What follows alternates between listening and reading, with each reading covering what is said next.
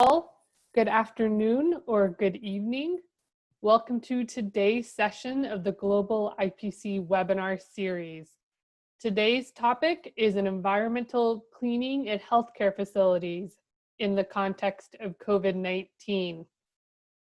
I am Katie Wilson. I'm an epidemiologist in the International Infection Control Program at the US CDC, and I'm helping to coordinate this webinar series as we bring together the global IPC community to share experiences and practical advice. A few reminders as we get going today. Live interpretation is available. If you toggle down to the interpretation button, interpretation is available in Arabic, French, Portuguese, Russian, and Spanish. And as a reminder, to access the Arabic translation, please select the German audio channel. If you have questions about today's topic, you can use the Q&A function on Zoom for questions about the presentations or questions you have for the panelists, and we will be moderating those questions. We apologize in advance if we cannot make it to all of the questions, but we will try our best.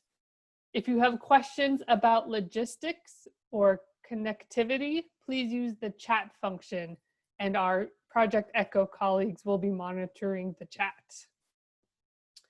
This session is being recorded, and your attendance is consent to be recorded. The slides from today's session and the video recordings will be available on the Project Echo website and on the weekly email that goes out every Sunday for the IPC webinar series. CME, or Continuing Professional Development Credit, is available for this session via the University of New Mexico, and the link will be available in the chat box at the end of the session. And with that, I will hand it over to Molly Patrick, also from the International Infection Control Program, to get today's session started. Over to you, Molly. Great, thank you so much, Katie. Thank you all for joining us today. Environmental cleaning is a topic on which we have received a lot of inquiries at CDC, and I know the same is true of WHO. And so we're very excited to have the opportunity to highlight the latest technical resources today, and also to hear from a number of experts in the field about how this key IPC intervention is being implemented within their respective countries. The bulk of the content today will focus on environmental cleaning in healthcare facilities. However, we will include some information on non-healthcare settings to address frequently asked questions. I'm going to give a little bit of an introduction and an overview, but before doing that, I would like to introduce my co-moderator for today, Madison Moon. He is an IPC specialist with the World Health Emergencies Program at WHO headquarters, and I will allow him to briefly introduce our esteemed panelists and speakers for today. Over to you, Madison. Awesome. Thank you, Molly. So it's my pleasure to introduce the range of panelists that have joined us today, and I will ask them to introduce themselves. If I may first ask Dr. Moi Lin Ling from Singapore. Hi, good evening, good afternoon, and good morning to all. I am Moi Lin Ling from Singapore, and I work as the Director of Infection Prevention and Epidemiology at the acute tertiary care hospital called Singapore General Hospital.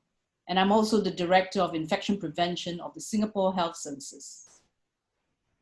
Thank you so much, Dr. Moulin. If I may next ask Dr. Nizam Damani from the United Kingdom. Hello, I'm Nizam Damani. I'm consultant microbiologist, clinical microbiologist, and I'm a specialist in infection prevention control. At the moment, I'm working with the Southern Health and Social Care Trust in Northern Ireland, UK. But also I've been involved in lots of hospitals at the moment, especially in COVID situation, and working with the situation in Pakistan as well. So thank you. Thank you so much, Dr. Nizam Damani. If I may next ask Ikwan Jacob Gupte if you may introduce yourself.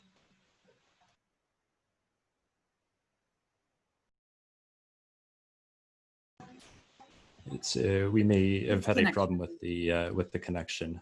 If I may ask Dr. Shaheen Mattar. Hello, good morning or good afternoon, good evening. I'm Shaheen Mehta. I'm retired apparently, but I work at Stellenbosch University and the Infection Control Africa Network. Currently, I serve on the Ministry Advisory Committee as the Infection Control Specialist and chair the environmental disinfection, health, and cleaning programs as a technical working group. Thank you. Thank you so much, Dr. Mattar. And if I may now introduce Dr. Maria Clara Padovese from Brazil. Yeah, good morning, good evening, good afternoon, everybody. I am Maria Clara Padovese. I am an associate professor in the School of Nursing in São Paulo, Brazil. And I am also a vice president of Brazilian Association of Professionals in Infection Control and Hospital Epidemiology. Thank you so much, Maria Clara. It is now my pleasure to introduce our first speaker, who is Molly Patrick. Over to you, Molly.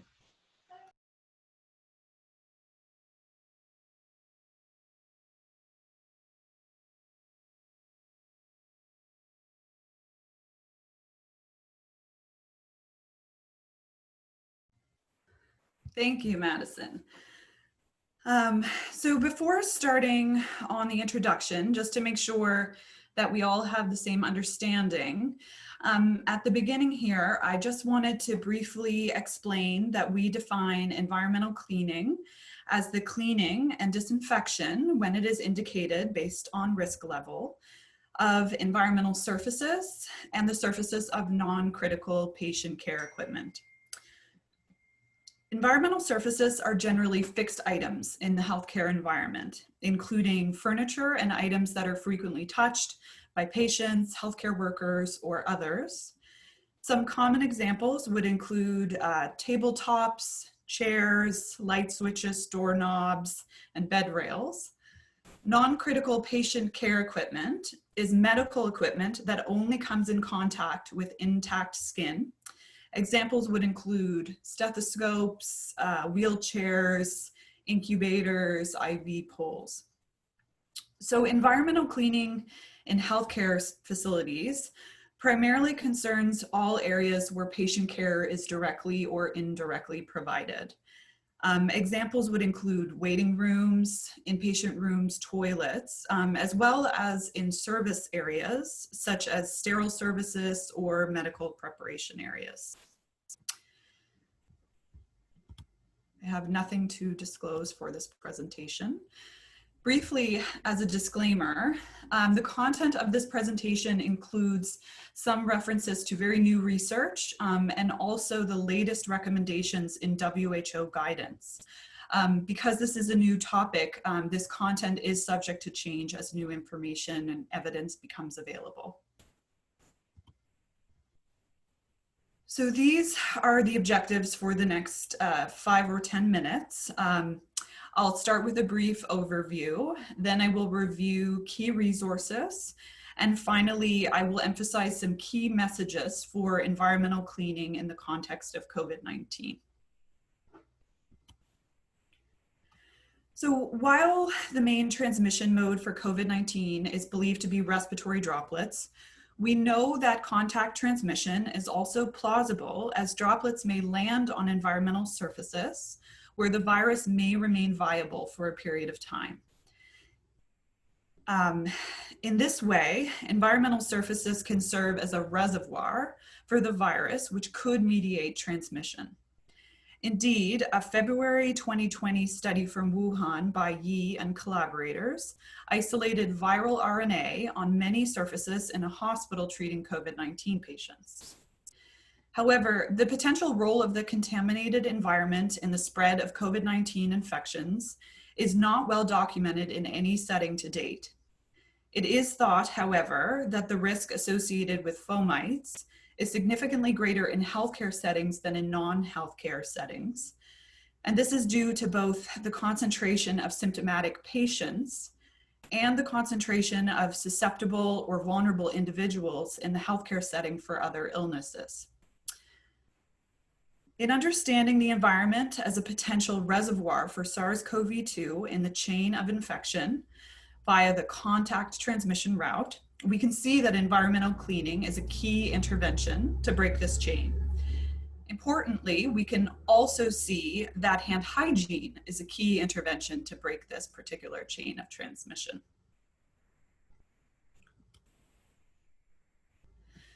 The potential risk associated with contaminated environmental surfaces is in part related to the amount of time that the virus could remain viable on those surfaces. There have been 2 primary laboratory studies to date looking at survival of SARS-CoV-2 specifically on a variety of surfaces. And you can see that this ranged from 2 to about 7 days, depending on the surface type. It's important to note that these lab studies use a high concentration of virus, and they don't in and of themselves have implications for the effectiveness of environmental cleaning for removing the virus from surfaces. It's also very important to put these results into context and to point out that similar laboratory studies have been conducted that have demonstrated significantly longer potential survival times for many other healthcare pathogens. You can see on the table to the lower right some of the potential survival times for clinically important pathogens, including many that are multi-drug resistant, may be in the range of months in the absence of cleaning.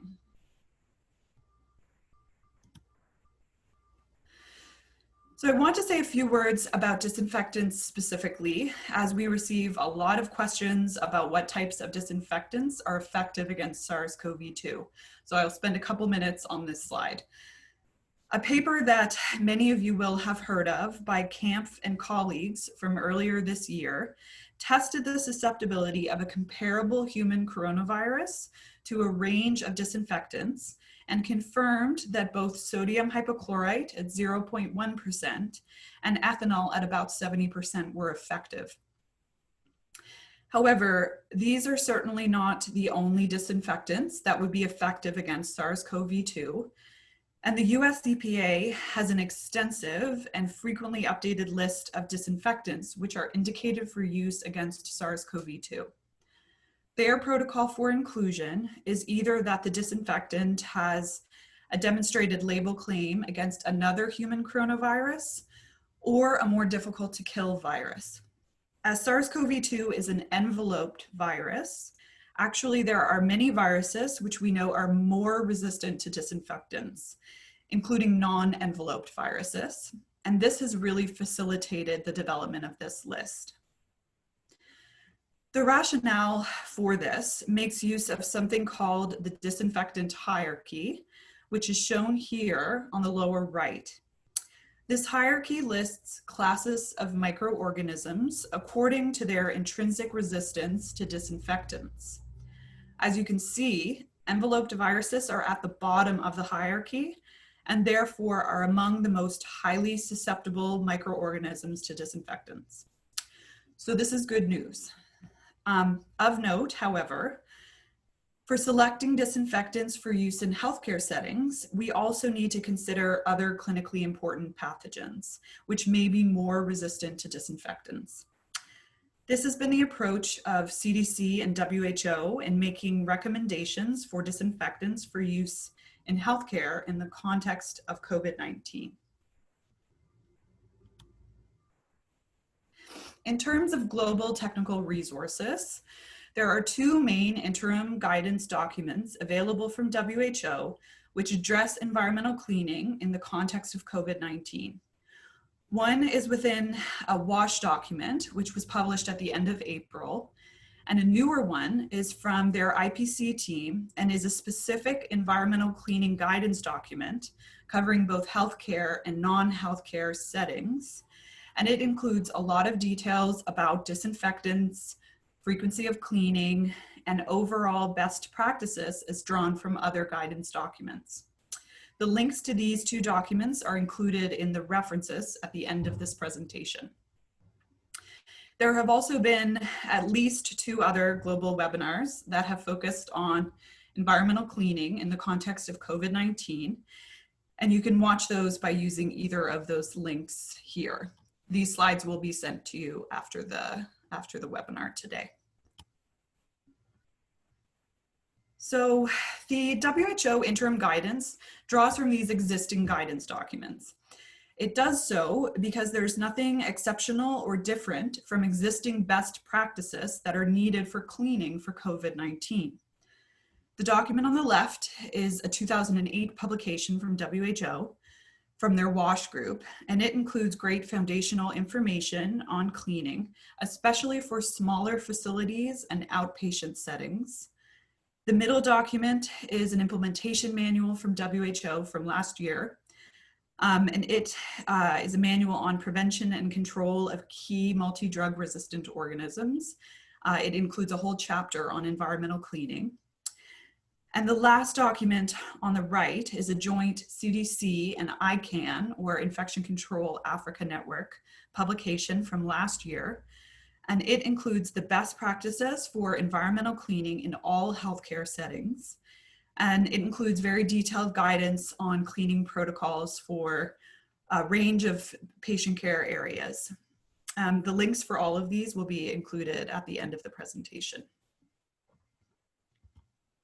We also wanted to include the links to other key resources, which may help inform environmental cleaning practices in your country or region.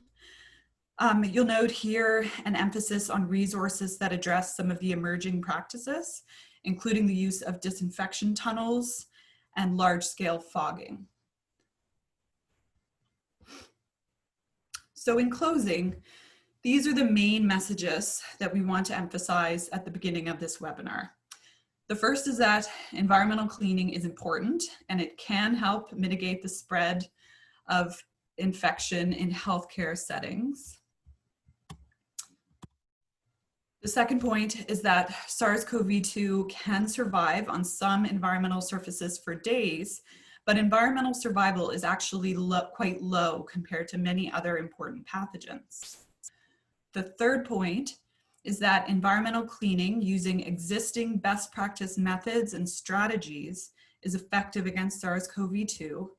And finally, relatedly, SARS-CoV-2 is susceptible to standard cleaning and disinfectant products.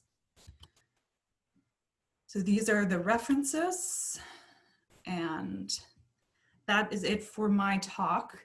What we will do now, before we move into additional speakers, is we are going to do an interactive session, realizing that we can't see most of you. But what we would really like to do, having just gone over the technical resources and some of the perspective as far as what should be done, we wanted to ask some polling questions to the audience so that you can tell us what is actually being done in your region. So I believe we are going to populate some polling questions. All right, so you should see this on your screen and I will read it out to you. So in your healthcare facility or facilities in your country, have additional resources, staffing budget been allocated to support environmental cleaning activities related to COVID-19? All right, I will leave it just for 5 seconds here.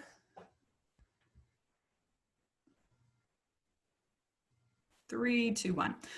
Okay. All right, so it looks like just over half, or about 54%, have said yes. So that is good news. I think we can understand that additional resources are definitely needed at this time. And more broadly, probably more resources could be needed at any point. All right, let's go on to the second question. Oh, relaunch polling. Oh, I didn't share the results. Sorry, I'll do that next time. Okay, question number 2. in your healthcare facility or facilities in your country, what is the primary type of disinfectant for use in environmental cleaning activities? So please select one, and we'll allow some time for you to do that. And I will display the results this time. Oh, thanks. Okay.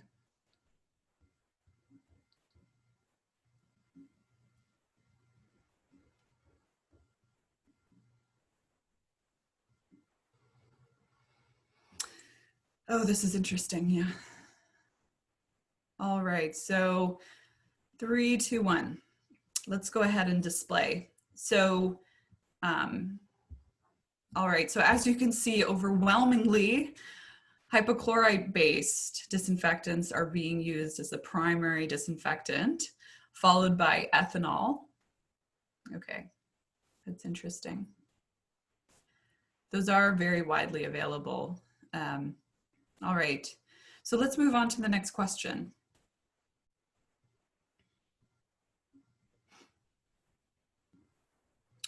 The third question. So this is good that we had a strong response for the previous one. If hypochlorite-based products are used for environmental cleaning in your healthcare facilities or other facilities in your country, what is the concentration that is used for general environmental cleaning?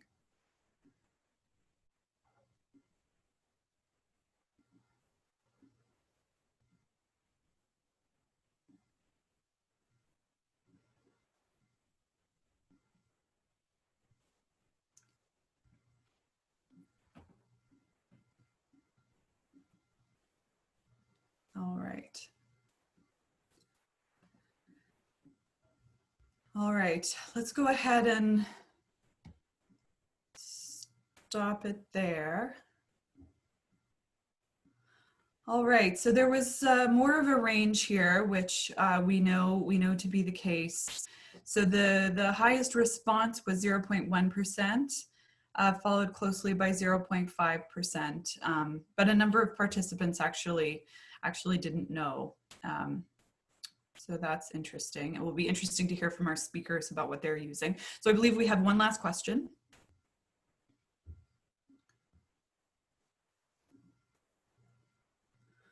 All right, finally, in public institutions or spaces, are disinfectant tunnels or large-scale disinfectant spraying or fogging currently being practiced in your country?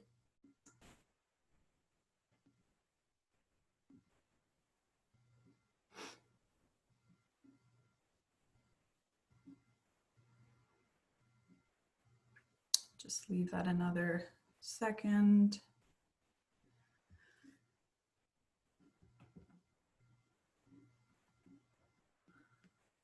All right. Okay, let's go ahead and stop that and post the results. So this is interesting. We have heard this a lot, both at CDC, and I believe the same is true of WHO and in other regions. So this is a fairly widespread practice. So just under half said no, but we have 36% saying yes, and then a smaller proportion who did not know. All right, well, thank you so much everyone for participating. So I'm going to go ahead and pass it over to my co-moderator to move us along to the speakers. Thank you so much, Molly. Great presentation. If I may call on former WHO colleague, Dr.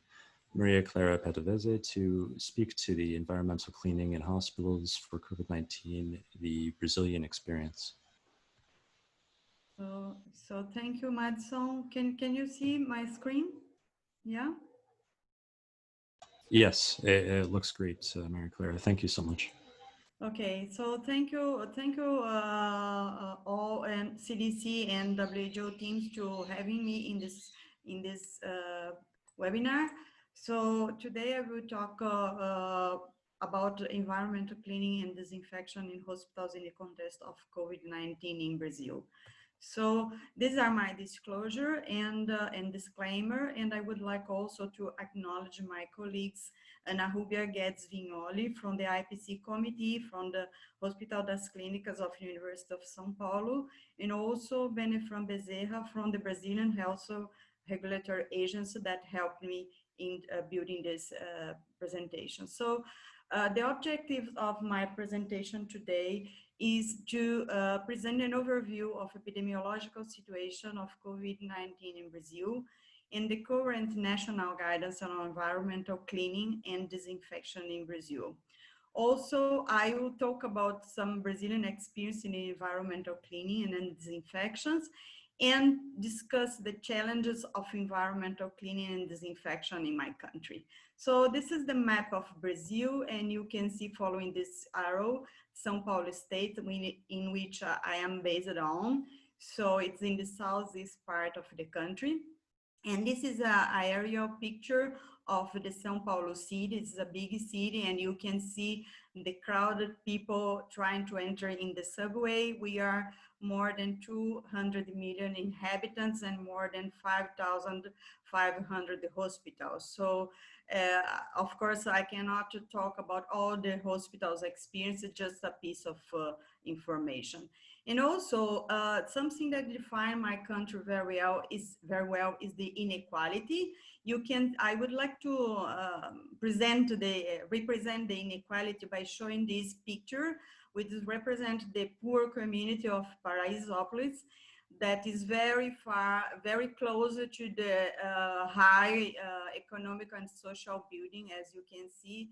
So this is to represent that we also have hospitals with very high quality hospitals, and also poor hospitals, understaffed and under-resourced. So the inequality is currently our situation.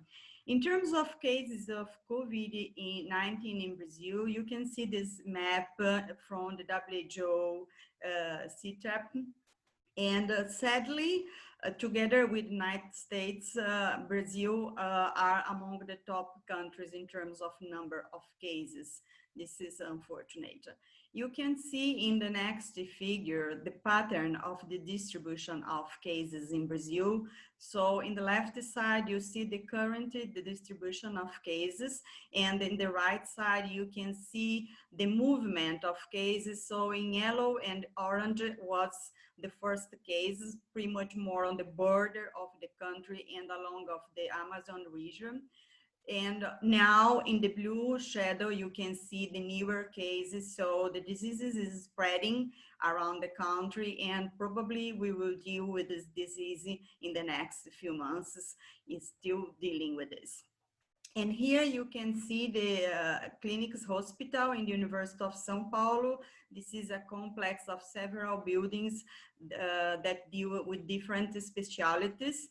And the building in the center was converted from a general hospital to a COVID-19 hospital, just dedicated to deal with the patients with COVID-19, and also serve as a reference for the patients from other cities as well. So here is a picture to show you the inner side of this building, which was also converted a surgical center to rooms to deal with the intensive care patients. To understand the Brazilian context, is important to understand the timeline of Brazilian national program. So we had our first national legislation for infection control in 1983, but it took some time to create our national program. So we have after this a gap of activities until the Anvisa took place in the coordination of the national programs. And then we began to develop more activities and the program more standardization. And now we are in the step of monitoring and evaluation of the program. So in terms of provision of healthcare in the country, we have the universal healthcare system in a mix of private and public healthcare. This is the system based on beverage model. And we have a system also decentralized to the states and the cities, which have relative autonomy at local level. Related to sanitary regulation, the Ministry of Health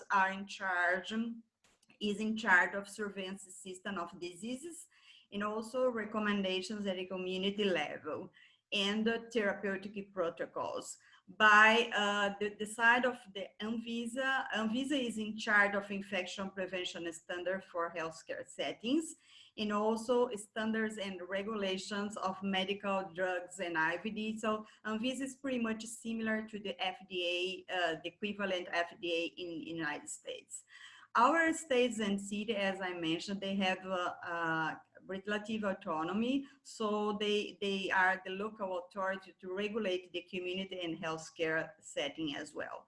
So in this slide, you can see we have several regulations. So from Anvisa, from the state of São Paulo, and also from the city of São Paulo related to COVID-19. They're pretty much allied. They are not very much different. And also, of course, we have the particular protocol. Each hospitals should have their protocol, as you can see, the protocol of Hospital das Clínicas, which is pretty much more detailed than the overall guidance.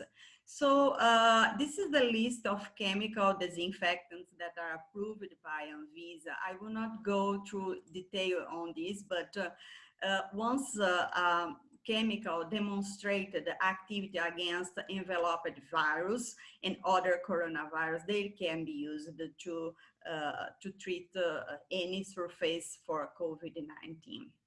So in terms of surface, we have a regulation from 2007 in which we know that chemical disinfectants are not allowed by Anvisa to be used in surface in healthcare facilities such as formaldehyde, glutaraldehyde, and glyoxal. So of course, these are not allowed for surfaces, but it's possible, for example, to use glutaraldehyde for devices disinfection. This is just not allowed for surfaces. This is a regulation also harmonized at level of Mercosur, which is a market in the South America. In terms of surface, pretty much all these regulations, they recommend to cleaning first and then disinfection. And for those high frequently touched surface, we need to have an enhanced disinfection. So the surfaces cleaning was, is classified as routine and also terminal, in which we do after discharge of patients. Also, we have a classification that means immediate cleaning when there is a spill or if some place that became dirty, so it needed to be cleaned whenever it became dirty. So, and here you have the guidance from the São Paulo state with best practice for hygiene in hospital environment.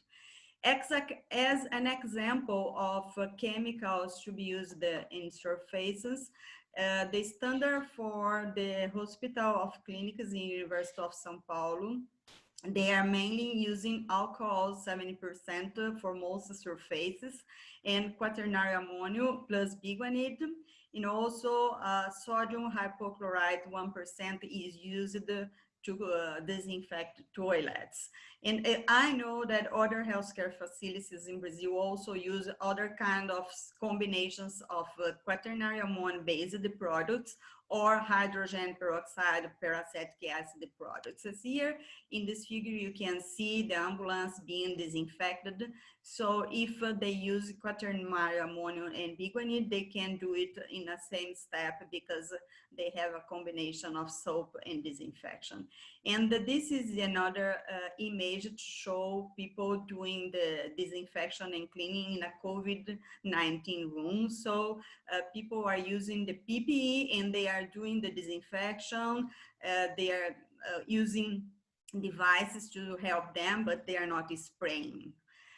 In terms of surface challenges that we have here in the country, one challenge is because most of disinfectants that are approved in the market, they are not exactly tested against SARS-CoV-2, but I don't think this is a major problem since in general, quaternary ammonia is proved to be effective against enveloped virus. But a big challenge is training in supervised people, which is essential. And as you can understand, we have lots of people working, so it's not easy to keep all them updating.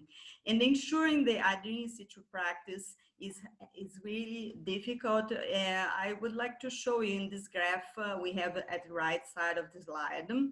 We had a previous study with a sample with the hospitals in São Paulo state, and you can see that among the teams for housekeeping, we have in-house teams or outsourced teams, and some hospitals also have the mix of in-house and outsourced. So it's quite a challenge ensuring the adherence to the practice, especially for outsourced people.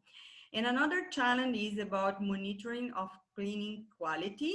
So some hospitals are using this fluorescent marker, so they can put this marker in surfaces, and then after the housekeeping doing their task, they can go to a light, UV light, to check.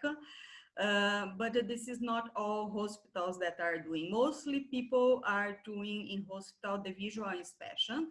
And also we begin a project in São Paulo state. This is a project led by the State Health Department with cooperation of São Paulo Professional Association and the School of Nursing to increase the quality of cleaning, and also beginning some monitoring in a group of hospitals.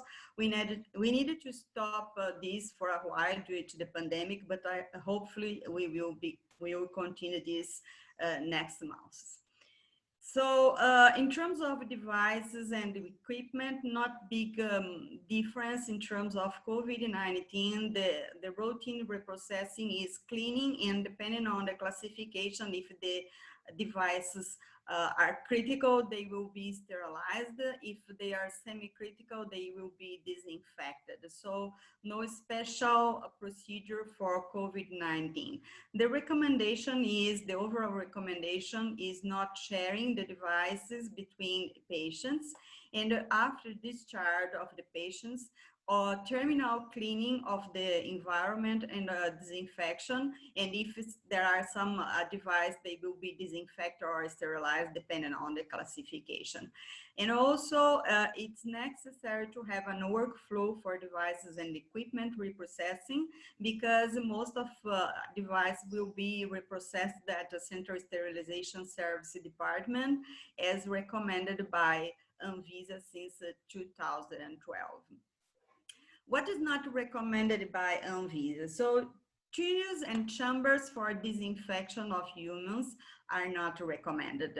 Even some of them have disinfectants that are approved for other applications, for example, in surfaces or for skin antiseptic in specific situations, but they are not approved to be sprayed on individuals. Doesn't matter if the individuals are healthy or sick.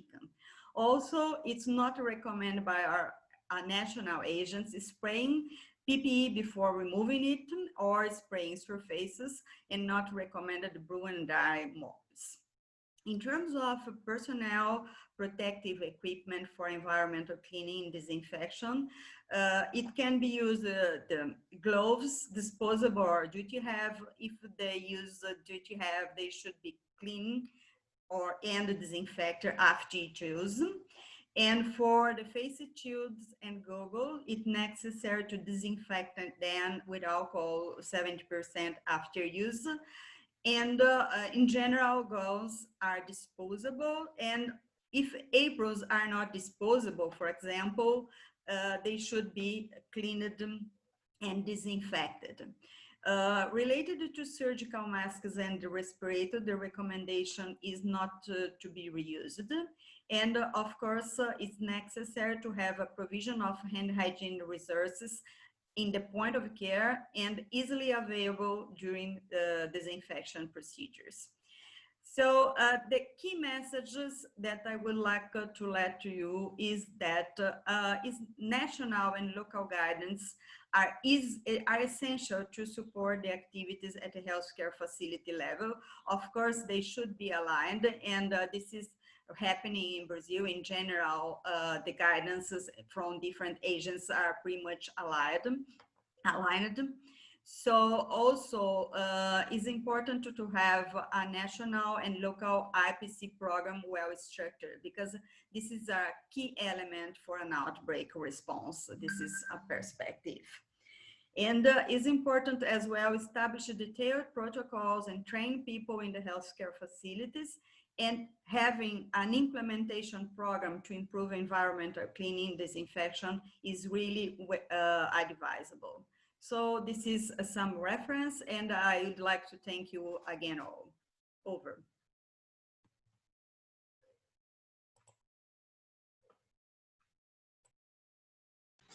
Awesome. Thank you so much, Maria Clara.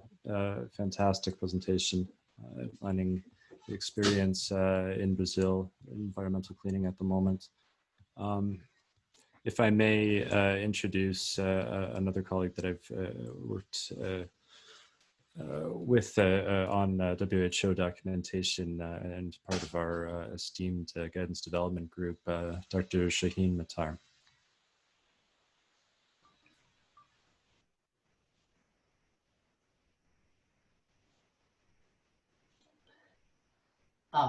Okay. Hello, thank you very much. And I'm just trying to get this to start from the beginning. There we go. Okay, thanks a lot. And thank you for the invitation. I've listened with great interest to what Molly and Maria Clara were saying, and really about the amount of experience that we have around this particular meeting. It's very interesting to see how similar situations are within Africa, particularly South Africa and Brazil. So I'm going to try and talk to you about, in the time I have, of what are some similarities and some differences, if I can. So first of all, there's absolutely no financial, the disclosure is quite clear, there's nothing financially involved. The information that we've used, or I've used in this situation, has been from WHO, the CDC ICANN document, and other relevant documents, which has been from the National Department of Health in South Africa. I think you need to understand what's going on with the situation in South Africa. It's quite an interesting one, in that it has sort of deviated from the rest of the country, especially in the Western Cape. We look at some of the evidence-based cleaning programs that are running in South Africa, and then we look at the areas of contention or uncertainty. So just to put you in the picture, this is South Africa as of yesterday, where we have a total of positive cases, almost 112,000. We've had about 57,000 recoveries. We have a death figure, which is very low. It is 2,205 as of yesterday. And our daily mortality is also very low. So there are some areas which are slightly separate, but some quite similar to other low to middle income countries. The daily positivity rate has gradually increased, as you can see. By comparison, I've left here May the 10th, where we had 595 cases, which are daily positive. And yesterday there were 5,888. So there's a huge load in the country rather than on healthcare facilities. The province that has been worst affected of all has been the Western Cape, which is shown here at the bottom right graph in a black line, where we have 55,000 plus cases, and this makes up almost 56% of the total. Okay. Within the country, within the Western Cape itself, which you can see here in the center map, as being totally across the board there. Cape Town, where there is the highest number, and that is not surprising, because as we all know, and as Maria Clara pointed out, that we see a lot of the disease in congested, high density populations that live very close together. Moving out from there, you can also notice here a place called Worcester, which feeds out. And as you go further away towards the corners into the Karoo and so on, there is very little disease. The hospital I'm going to talk to you about in some of the programs is based in Tygerberg. And Tygerberg is very central to Cape Town. It lies in the Cape Flats. And there they have the highest number of cases in the Western Cape, which are about 7,500 cases at the moment. Of interest is also the total number of cases that are going on. We're expecting to peak this week in the Western Cape, followed by a rise and a surge in some of the other in some of the other provinces. But if you want to see the graph, if you can see the graph here at the bottom, the number of cases are peaking, as you can see here, whereas the deaths have gone down, but also the number of cases are coming down as well. So the death seems to be around the same age groups as other parts of the world and other countries. So Tygerberg Hospital is the designated, it started off as being the designated hospital for COVID-19 cases. That soon went by the board because we had such a huge influx of cases, and it became difficult to manage. So the situation there is that they've got a total of 1,374 beds. The number of acute beds that were designated to COVID-19 were about 1,000 or more. And I think this is a really important point because apart from women who had to come in to give birth, very little else was going on in the hospital apart from managing the COVID-19 cases and patients. And this put a huge strain, not only on the local staff in the healthcare facility, but also outside. Because gradually the other big hospital like Skier Hospital and some of the other smaller peripheral hospitals also had to take on the load because there was quite a large load to be looked after.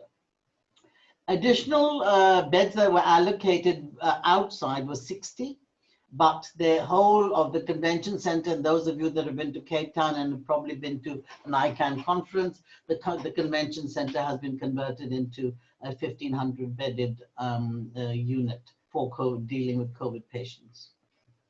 The number of ICU beds for COVID have been increased to 60, but they're only using 28 in Tygerberg Hospital because of the staff shortages. And this is something that we have to think about very carefully because as we have shortage of staff for whatever reason, we also then find that there's a problem looking at the environmental disinfection, cleaning and disinfection and so on. And if one talks to the staff, the one thing that comes across is not the fact that they're afraid of COVID-19, they're afraid of dying. And this is because they work in the intensive care unit and they see a lot of cases who are either on high pressure oxygen or those that have got, who are being ventilated. And as you know, the mortality rate from the ventilated cases is very high. So if a staff member becomes positive, the other problem we have is that because of the way it was initially established, all those in contact, which would probably be between 2 or 3 immediate, but even further along, would approximately lost us between 25 and 30% of the staff because they had to either go home for self-quarantining or they were in contact and they couldn't come into work. And this is a huge issue that we are facing, not only with the situation in the facilities, but also trying to provide services across the board. And I cannot emphasize enough as to the problems this causes if we don't look after our staff. And for my sins, I've just been asked if I will chair a technical working group looking at the impact on healthcare workers of this COVID infection. But we have been fortunate in the hospital in that we were given, apart from the outsourced group and our local staff, we were given an additional 20 staff to help with the cleaning program because the program has expanded dramatically for the cleaning and environmental disinfection.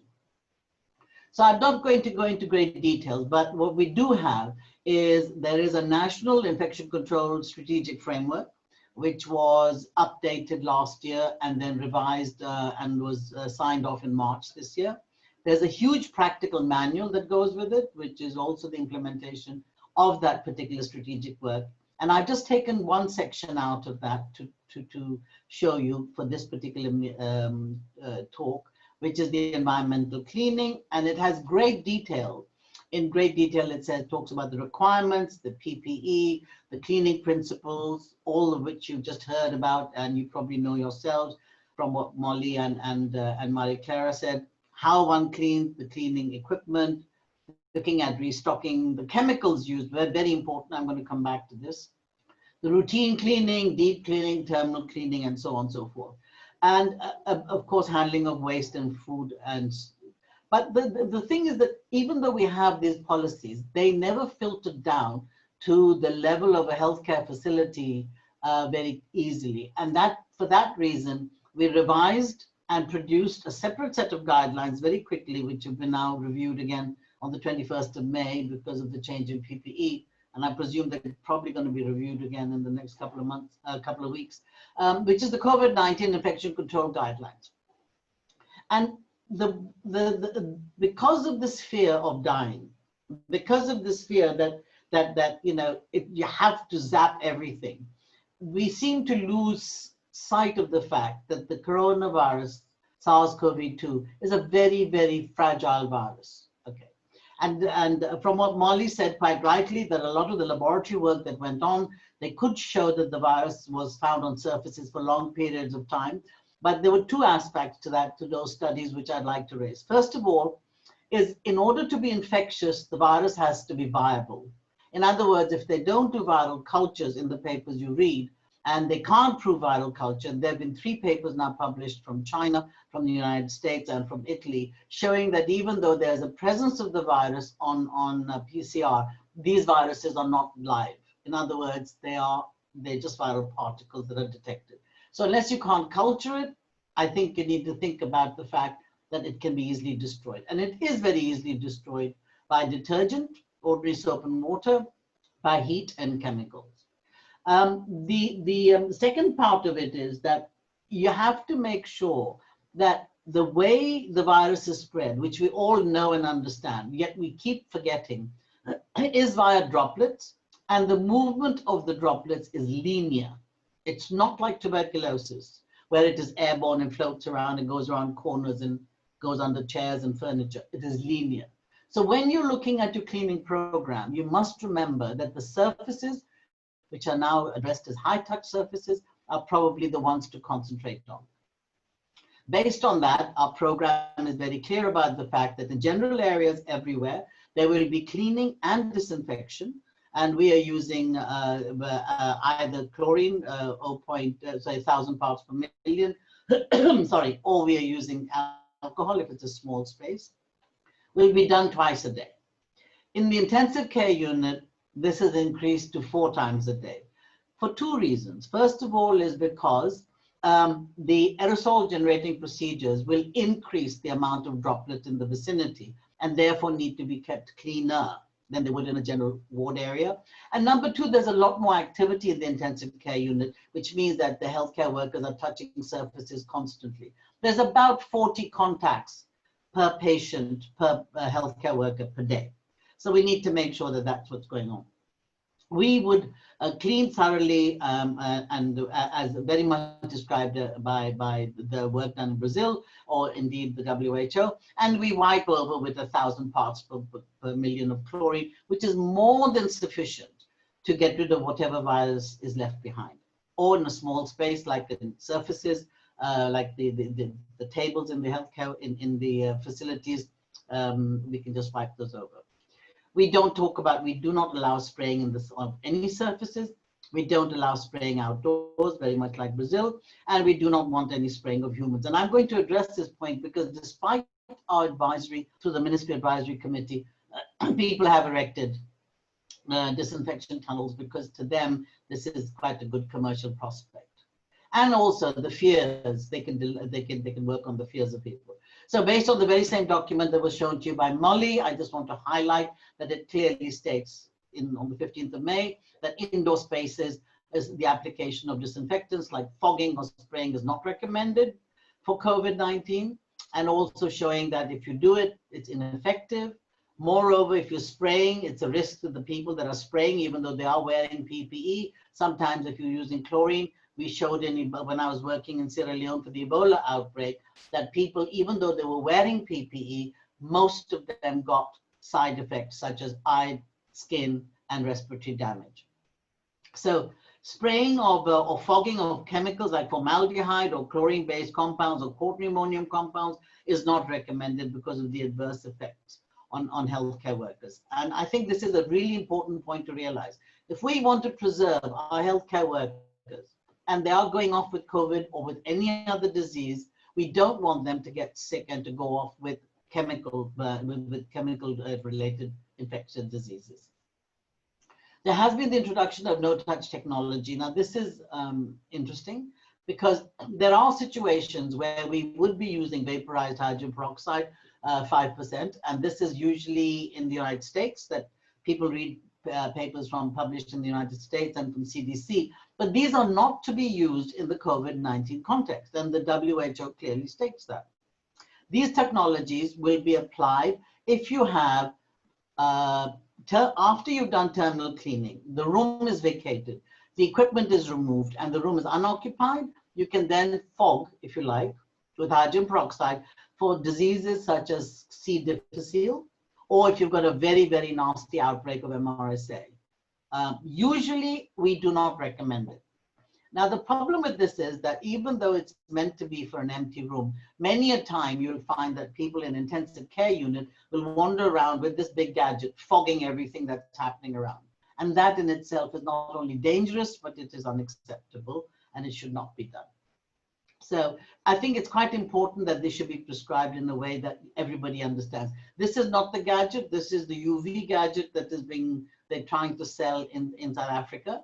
And the question is, are there any no-touch technologies used at Tygerberg Hospital? The answer is there's no fogging or UV systems used in the clinical areas because we have evidence. We don't have any evidence that it works. However, the engineers themselves are fogging their little rooms downstairs, so I'm not sure why. They're using alcohol and chlorhexidine apparently, and we need to talk to them. The indications at Tygerberg Hospital is that if they're going to do anything, then, like I said, is the multi-drug resistant, washing the room out, wiping over with the disinfectant, and very rarely would you allow them to fog. You must allow the contact time, you ventilate really well, and then you restock. And that is that. These are not easy to do, they're laborious and time-consuming. And the last thing you have on your hands when you're dealing with a hospital full and a country full of COVID-19 patients is that you're going to have time to do all this. And I think I seriously recommend that we stick to the simple basic things like Molly said. Good cleaning and good disinfection of the environment with the wipe down is perfectly fine. So the impact of disinfectants, and I've done a huge amount of work on this where I want to just condense it as much as possible. The toxicity, it affects eyes, respiratory tract, and the skin, particularly of those that are not protected, but that would include healthcare workers as well as the patients. Children will show contact dermatitis and exacerbation of the eczema, and this was particularly noted in children where schools had started putting out the disinfectant tunnels and the kids were getting quite unwell. Chemical exposure of residual chemicals left on the surfaces after fogging. So once one is fogged with a chemical, it has to be wiped off. Otherwise there is residue, and when people touch it and they touch their faces or their mucous membranes, they can get badly affected. There's no evidence of reduced transmission using environmental fogging or spraying. There's absolutely not a single paper published that shows this has any effect. In fact, it's got quite the opposite. But the detrimental effect also, not only on humans, but on the environment is that coordinate ammonium compound, chlorine in high concentration, and triclosan affects the waterways, and it is very detrimental to the ecology of the planet. The work that we've done shows quite clearly that there is an increase in antimicrobial resistance, and cross-resistance with antimicrobial agents is very common because the same pathways of killing are involved, and this increases resistance in gram-negative and gram-positive pathogens. So this is the problem that we had to deal with, where they were suddenly put up these disinfectant tunnels, and this chap is wearing gloves and a mask, and he walks through here and he thinks that he's safe now. And this was really showing the evidence from WHO, from PAHO, from West African studies that we did, and everywhere else. Just as I've just told you, it was absolutely ineffectual. But if they were using chlorine, then the chlorine itself converts to hydrochlorous acid or to hydrochloric acid, which you know is quite a nasty acid. And this is then converted in the lungs, which leads to serious damage of the respiratory tract. And in fact, increases the risk of acquiring SARS-CoV-2. And I think this is really quite important to understand.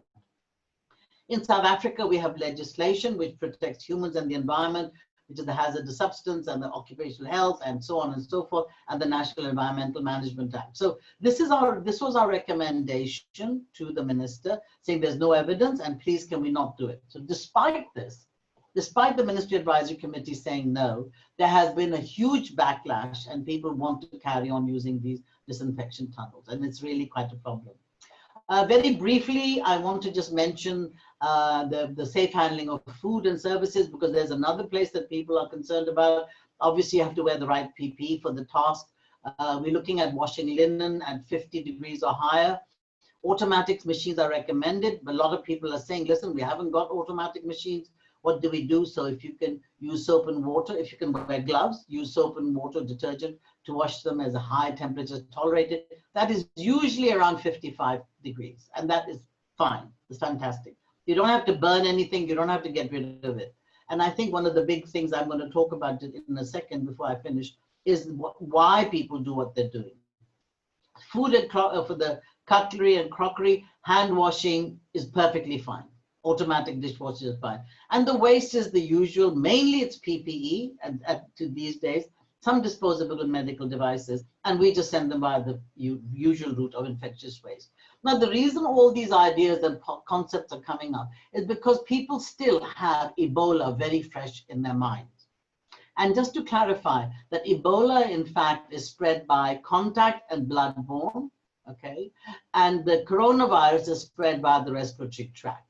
There is no relationship between the two of them. One is a highly fragile virus that spreads very rapidly, which is coronavirus, so SARS-CoV-2. And the other one is also a very sensitive virus. It's an envelope virus, but it doesn't spread by the respiratory tract. It's a bloodborne virus. And I think we need to remember that. This is the paper that, yes, I'm done. My last talk. Thank you so much. I'll just allow you to finish on this slide. Thank you. Okay, I will, yeah. So this is just looking at the challenges that happen in the controlling of the environmental sources, which has been published by Professor Ogunsola and myself, looking at the infrastructure, human resources, inadequate, and actually making sure that we understand what's going on. And that is my last slide. And just to say that it's fragile.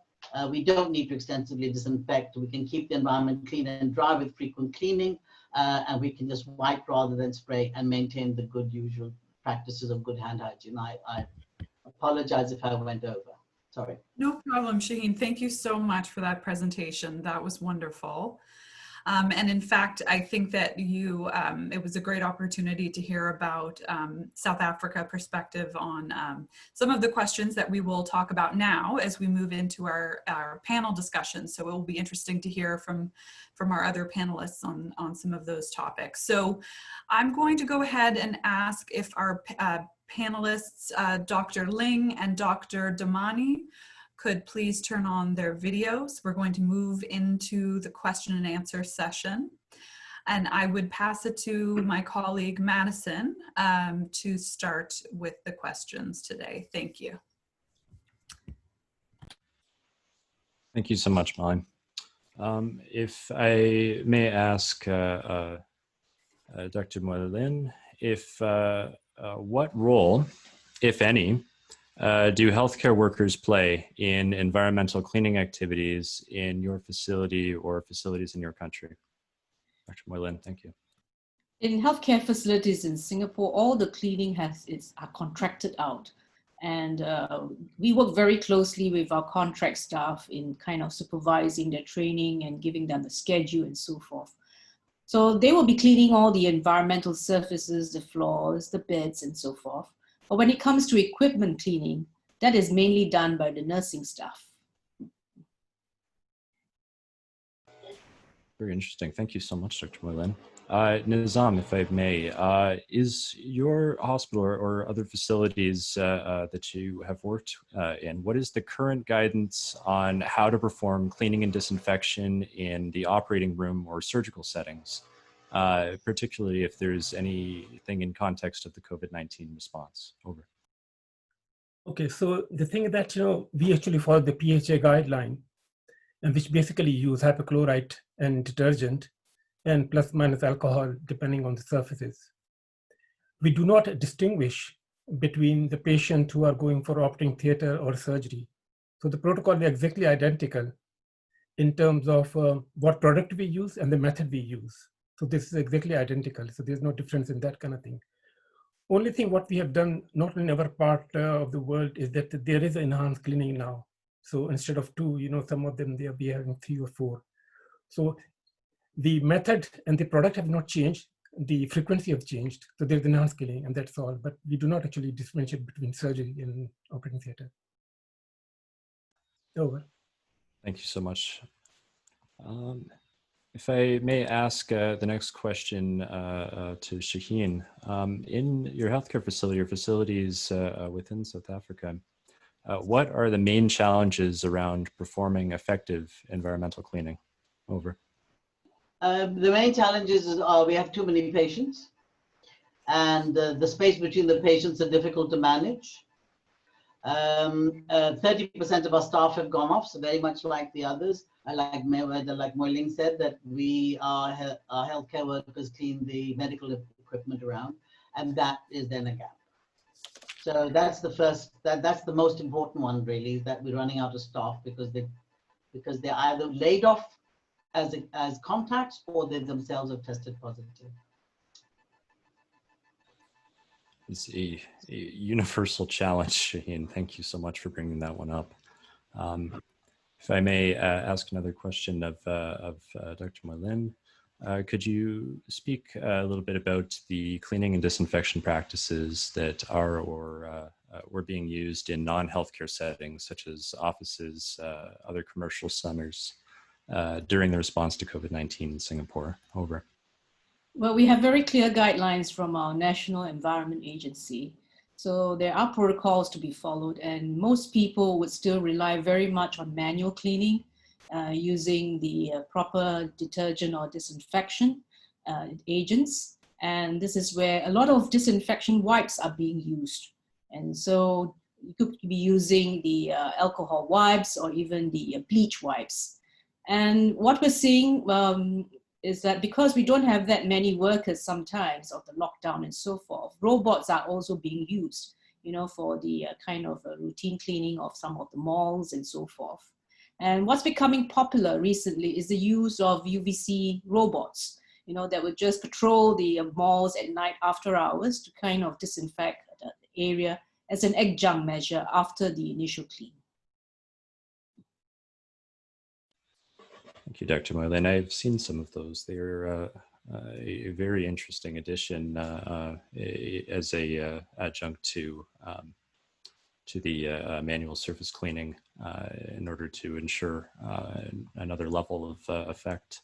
If I may ask the next question to Nizam, could you explain what are the recommended cleaning products, disinfectant chemicals for environmental cleaning within your healthcare facility in the UK as part of the COVID-19 response? Over. Oh, sorry, Nizam, you're on mute. So those are the identical what the CDC and the WHO recommend, which is basically hypochlorite and alcohol and detergent. Those are the main one. Quartz are used only if there are items which we cannot disinfect with hypochlorite or alcohol. But those are the 2 products which are widely available, and those are used a lot. Over. Thank you so much, Nizam. This mirrors the experience that I've had, where there are specific graded medical devices that only have, I guess, that you can only use these specific disinfectant products on because that is the only ones that have been tested to not harm the electrical components or whatever else with the product. If I may ask Dr. Maria Clara, is there any large-scale disinfectant spraying of public spaces such as markets and roads occurring as part of the COVID-19 response? And if so, is this an approved practice? Over. So thank you for the question. So the recommendation from our national agents and also the recommendations from State Health Department in São Paulo are against of this kind of spraying. Unfortunately, some cities, they decide to do this, but this is not exactly the recommendation from our national program. So it's not really recommended. Over. Thank you so much, Maria Clara. For the next question, may I ask Dr. Moylin, should fogging ever be done for disinfection of high-risk areas in hospital, such as the intensive care unit? Over. I would say the basic principle is still that the cleaning has to be done as the first step, and the frictional clean, and also the disinfection. And the fogging is really an adjunct measure, especially if you have the technology. And for us in Singapore, we have the UVC machines, we have the HPV machines for some years, and that's because we were using it for terminal cleaning for our rooms which previously occupied by MDRO patients, C. diff. So during this COVID time, for those of us who have these machines, we actually use them as adjunct measures after the terminal disinfection. Very cool, Dr. Moylin. That is a very interesting emerging technology in the field of healthcare disinfection. Nizam, if I may ask, could you explain what are some evidence-based recommendations to increase compliance with environmental cleaning in low-resource settings? Over. Yeah, I think as IPC, I believe that both in high resource and low resource country, we have really failed big time. And my personal experience is that, in order for them to engage and to improve compliance and to do it safely, we have never actually made a cleaning team as a part of the IPC team. And this is mainly because, especially in low resource setting, where there's a huge hierarchical structure, and the people are very low paid and not very educated.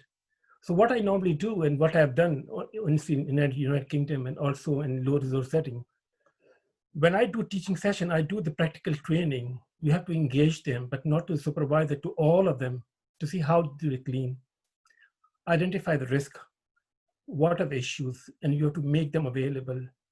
They do not understand that and we have to make them understand that they are important part of the team. Cleaning is quite important.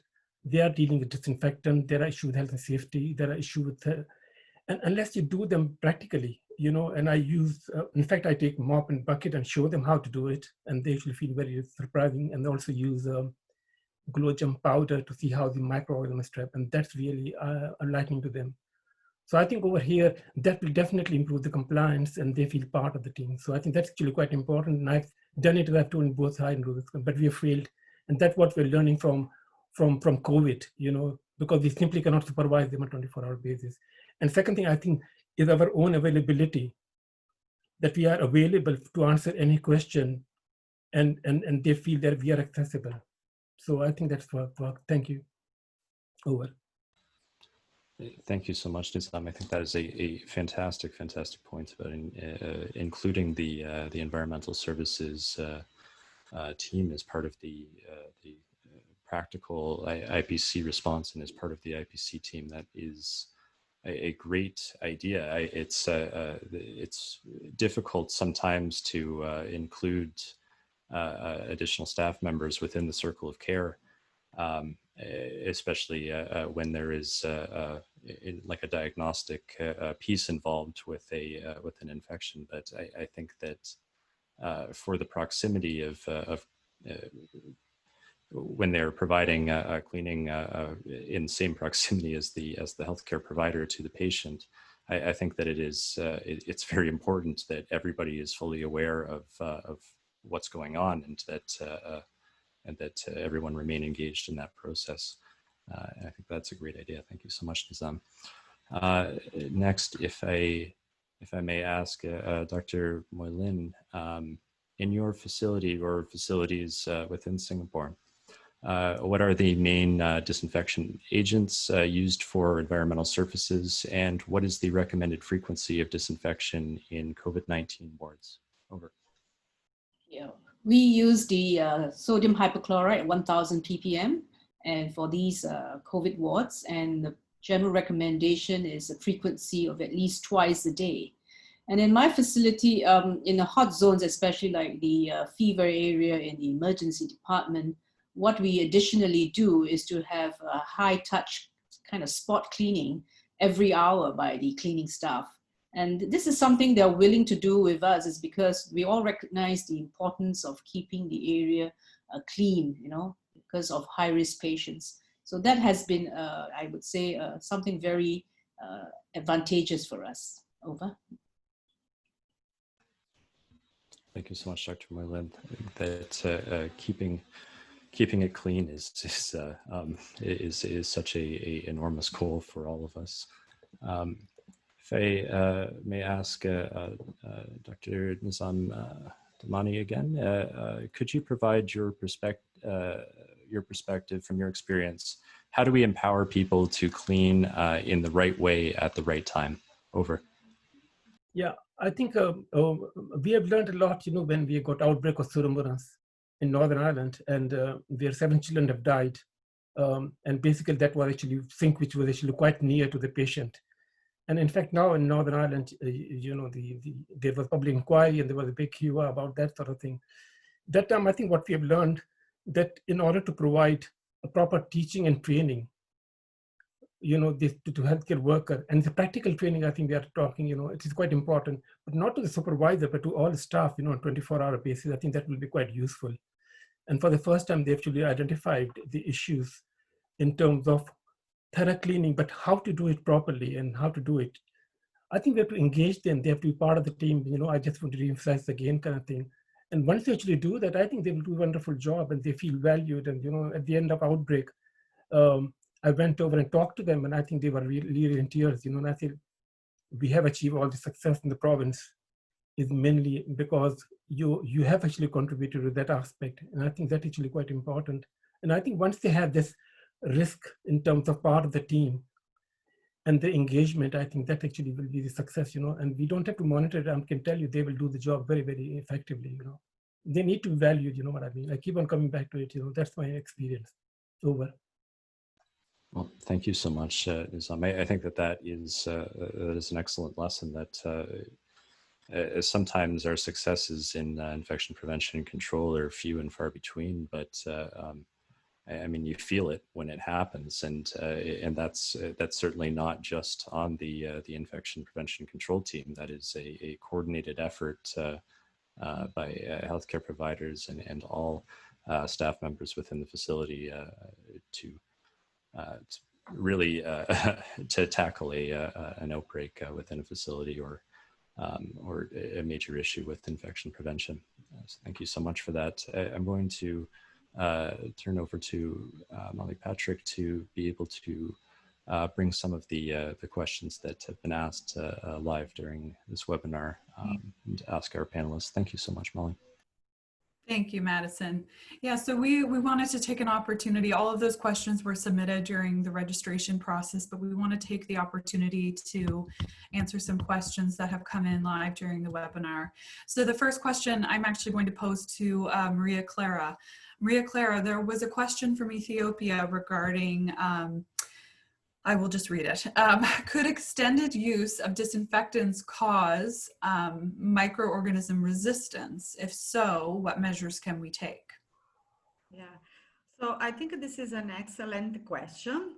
So this is, of course, a concern that we can have.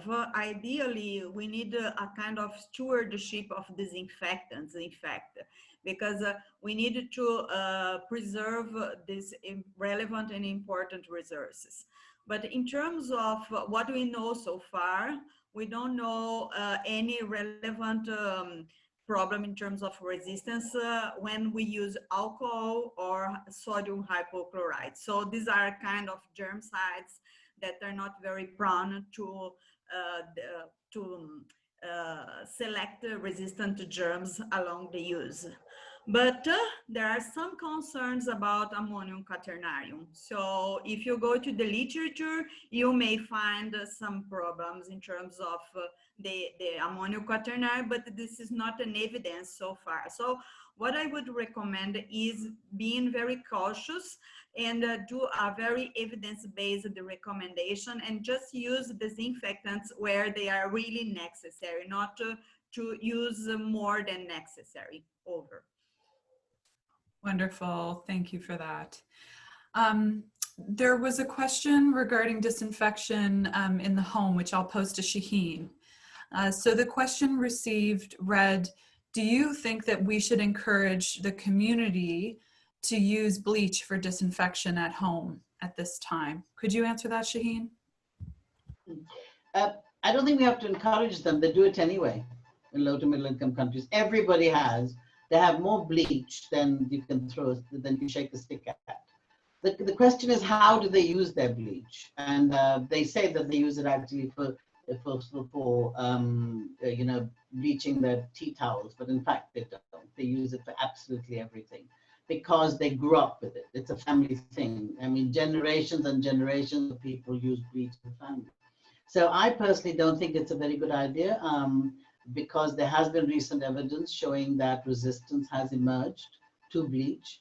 Cyanobacter, E. coli, especially in food products, have been shown to be resistant to chlorine, and there is a cross resistance with the porins. So I think there's but the other point is that why would you need to do that in a home? That's what I don't understand. I don't understand this great need to disinfect the house where only you occupied with the rest of the family and a couple of dogs or whatever. And so maybe that's what we need to be addressing rather than what to use to disinfect. Right. You know, in my home, I use 1 5-liter container for the whole year. And that's only when I'm not around that my housekeeper will go off and sort of do something with it. But no, there's no need for it. And I really think we have to move away from the concept that disinfection is essential to survival when it is not. Thank you. Yeah, thanks for that perspective. That is really interesting. I mean, certainly within the context of the pandemic, I think the widespread use of disinfectants, I think has really been amplified both in, you know, sort of the home and in commercial settings. And actually along those lines, there's a question which I may pose to Dr. Moy Lin from Singapore perspective. Again, this would be, the question is posed within the current context, so the context of COVID-19 response. And the question was, what is the appropriate disinfectant solution to use in schools and places of worship? Perhaps you could just speak to what is being done in Singapore. Okay, what's emphasized is really just good cleaning and higher frequency than normal. So this is where, especially if you're not having any COVID patients, just an ordinary facility where the public goes through, you know, your good old detergent and whatever you've been using to clean is good enough. And the importance is having a good scrub, you know, a good rub and comprehensive area and frequent. And that's what we emphasize to everyone. So really it's up to the person what they normally use, you know. You don't really need a disinfectant in those areas. Okay, so that is not the guidance within Singapore to routinely disinfect those spaces? We do have disinfectants on the shelf and everywhere. And I guess, you know, people are turning to use it. And this is where it's not bleach, it's some other, it's like benzalkonium chloride or quaternary ammonium and things like that. Yeah. Okay, thank you. Nizam, perhaps. Yeah. Oh, certainly, yes, please, Nizam. I just want to add a comment. I think Moy Lin is spot on. I think at the moment, if you look at all the paper as Shaheen has highlighted, that all the people actually culturing all this, seeing all the virus, they're all PCR positive. They're not live viruses. And there are a study which was done in UK, my personal communication, that looked at 9 patients, that area, virus load is very heavy. But there are cultural viruses. Coming back to this question, I think what we have to emphasize, the detergent is fine, literally, you know, thorough cleaning. Second issue is that people have to understand that hypochlorite is inactivated by the organic matter. The dirt is not the option. But the most important thing in public places, it's the hand hygiene. That's the most important bit, I think. So I think we have to combine this environment with hand hygiene because there is no way, because of the public people who are coming in, the environment will be constantly contaminated. So hand hygiene is the most important. So I think we have to give the message that environment and hand hygiene goes hand in hand. and detergent is fine, you know what I mean? That's the message I think, in a nutshell, I want to say. Over. Molly, may I make a point very quickly? We've had 4 outbreaks associated with churches where there were 2 people introduced the virus and 400 people in one group, 250 in another group, about 1,000 in third group, because they have these very large church gatherings around the place. And the problem was very much as highlighted by Moylin and by Nizam. But the thing which is the problem there is not that. The problem is the social distancing.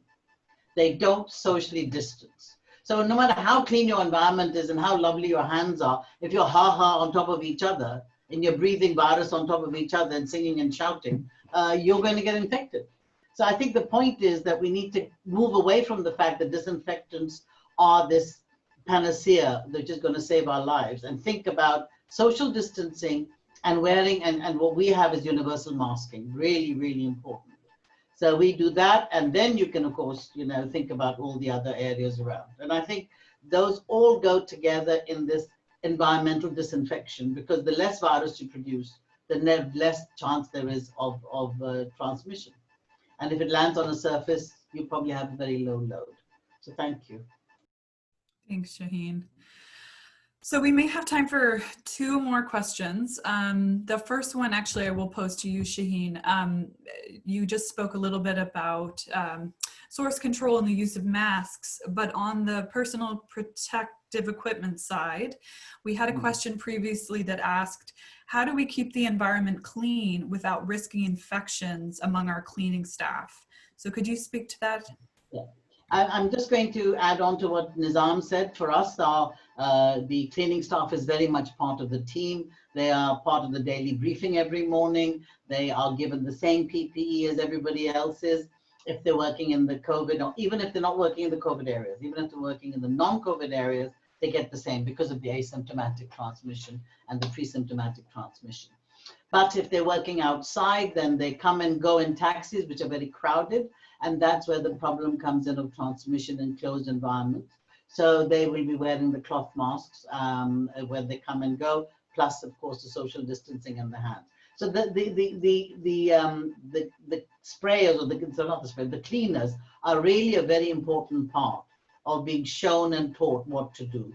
And because they're part of the daily briefing, they are the first people that we talk to. And they will be the ones who say, yes, I've run out of this, or my bucket's broken, or I've only got 1 bucket, or, you know, my mop head has died, or whatever. And that is actually the crucial part of it.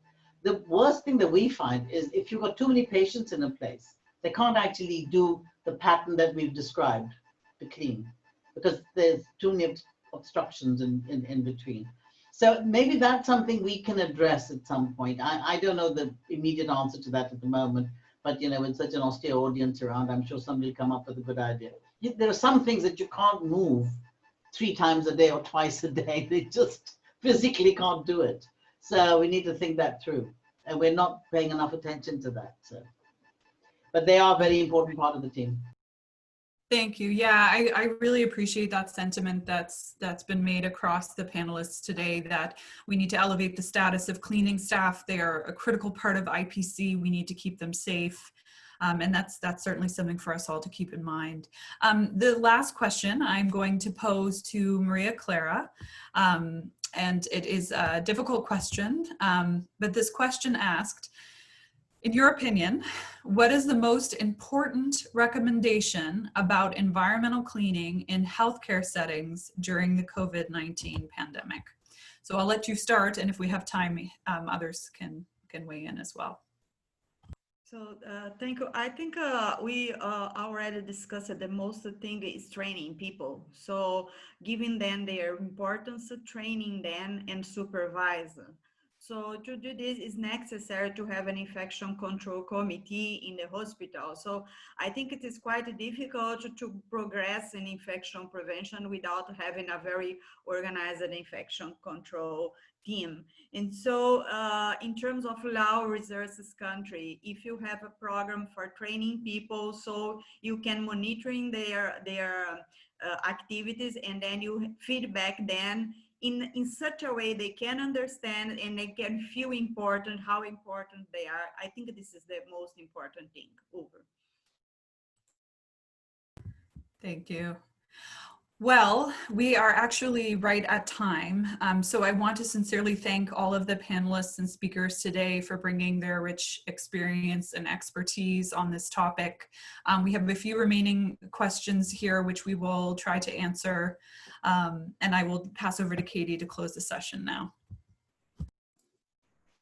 Thanks, Molly. And yes, again, thanks to all of the speakers and panelists for the great session today.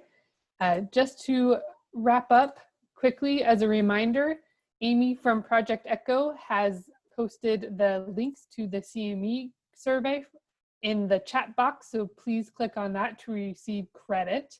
And we will be continuing this webinar series next week, next Thursday, where we will be talking about limiting introduction of COVID-19 in healthcare settings and the facility policies and other steps facilities can take. So we look forward to having you join us next week. And with that, we will sign off. And again, the slides will be available on the website in the next couple of days and also in the email that you get every Sunday. So thanks to everyone for joining, and we will see you next week. Goodbye.